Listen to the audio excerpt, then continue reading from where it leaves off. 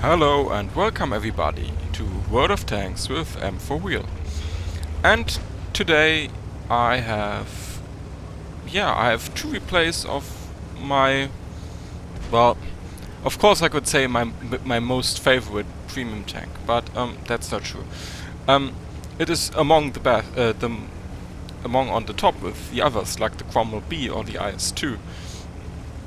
And it has been quite a long while since I bought it. I think I bought it when it was first released, somewhere in 2014 or something like that. And then, before it was made HD and before it received numerous buffs, I kind of felt a bit disappointed from it, because everyone and their mum could pen your lower plate, and so other tanks, more mobile tanks like the Cromwell B or the IS-2, who has the same gun, at least on the standard shells, like the 112. They came a bit more in my favor. But all this has changed now. Thanks to the recent buffs generously provided by Wargaming, this tank is now an absolute beast. And it can help you complete all your heavy tank missions, and it, in some matchups like this, it just laughs at your enemies. And you laugh with it, because you're the one who gets to enjoy driving it. And if you're up against, like me here, there's a T-29. He could pen me with 198, but not if he shoots my upper plate. And this rock provides really good cover for your lower plate, although this one has been buffed recently. And an IS-6, he has no chance to pen me from the front. He has to snipe my cupolas, and that's what he doesn't do, because he thinks that my lower plate is still vulnerable to his 175mm shells. I can just... okay, I just shoot the IS then instead of the IS-6. And he tries to flank me, he shoots the ground because he was again trying to hit my lower plate. As with all Chinese heavy tanks, usually the lower plate is a solid... it's a good target. Go for it and you will pen. That's at least true for the tier 9 and tier 10 variants. But the 112 got buffed to the lower frontal plate. And thus now, if you angle it a bit, just like I am doing there, it has an effective armor of over 200mm. And you can fight, if you're top tier like me in this game, you can fight 1 versus 4 or 1 versus 3 even. Although I've switched to heat now because, KV Fortress, I would not go far with my standard shells there as well. I would just bounce every one of it like the enemy did on my tank. But here's the crucial difference between the IS-6, who also has quite reliable armor, and the 112. The 112 has heat as premium ammunition. That's 250mm of penetration instead of 213. 213 would still not be enough, but 250, oh yeah. And since this gun is a copycat of the Russian tanks, it also has like Stalin who guides your shells. So, what are this tank's downsides now? Well, don't ask me. Actually, you still would have to know how to use your gun. You still have to not play like a complete muppet. You still have to observe the battlefield. But those are just the basics. You have to obey the basics, and you will have a good game in this tank. Unless artillery one-shots you, that's of course. But you abide to the basics, and this tank will just work, and it will make you a shit ton of money. Really, a shit ton. You will drown in credits with this tank. Why? Well, okay. This what determines the profitability of a premium tank? Well, first and foremost, the tier of your premium tank. then what kinds of targets are you shooting? And C, not to forget, how much is a shell? I will only compare the standard shells, because even though this is a premium tank, you should not fire full gold shells with it. For example, in the 112, the standard shell, the 175mm shell, does 390 damage, but costs around 1000 credits, I think 1030. Let's compare it with the FCM50T, another Tier 8 premium tank, which has limited matchmaking, and it's a heavy.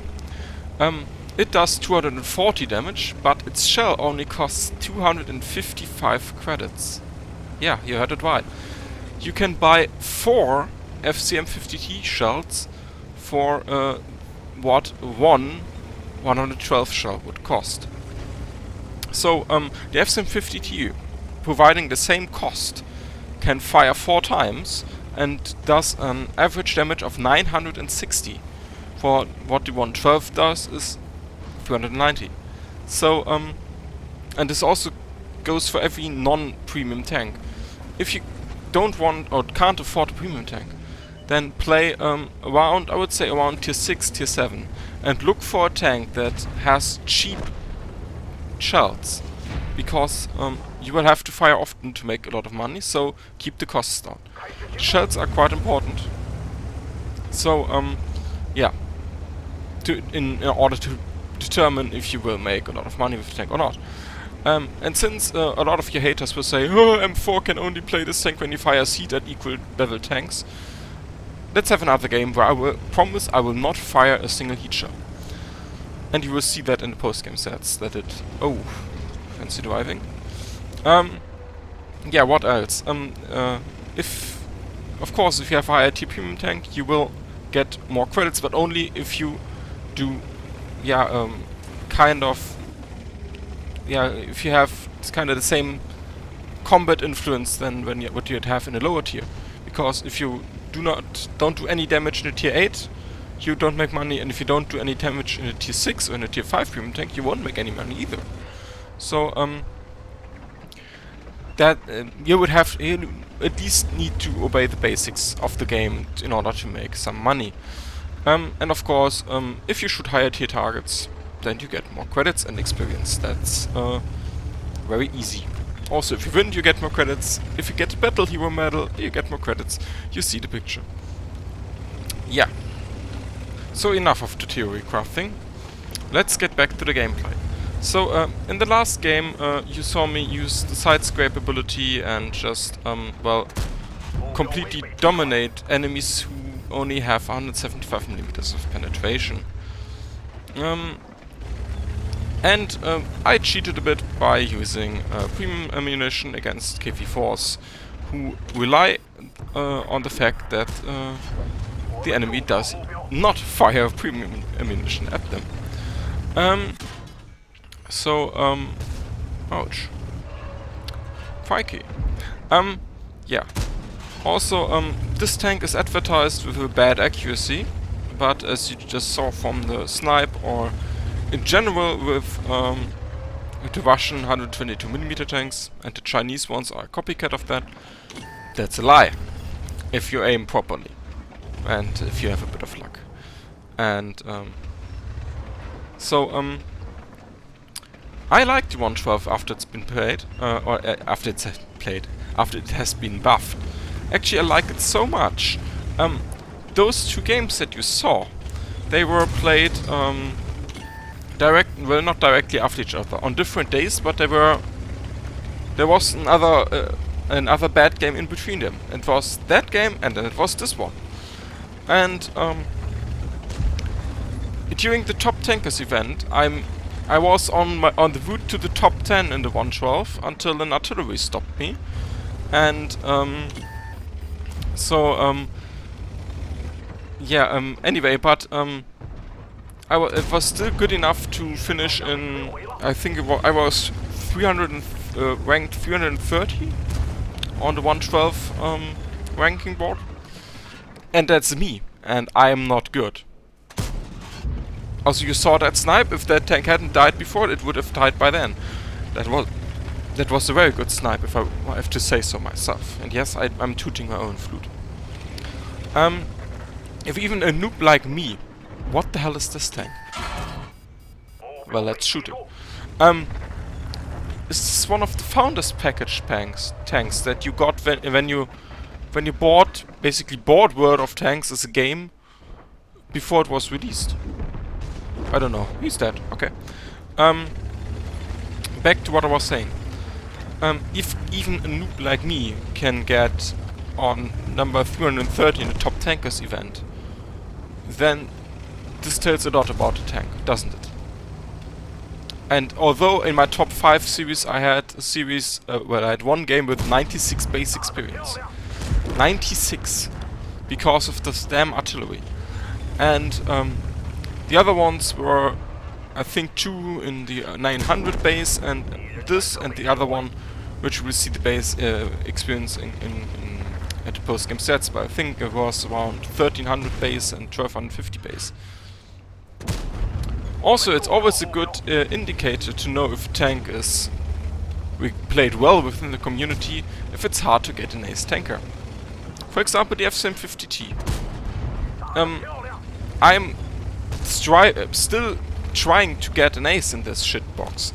And why? Because the threshold for the ace tanker is quite high. It's around 1400 base, 1440 base. For example, in other tanks, a 1200 game or an 1100 base experience game will already net you the ace tanker.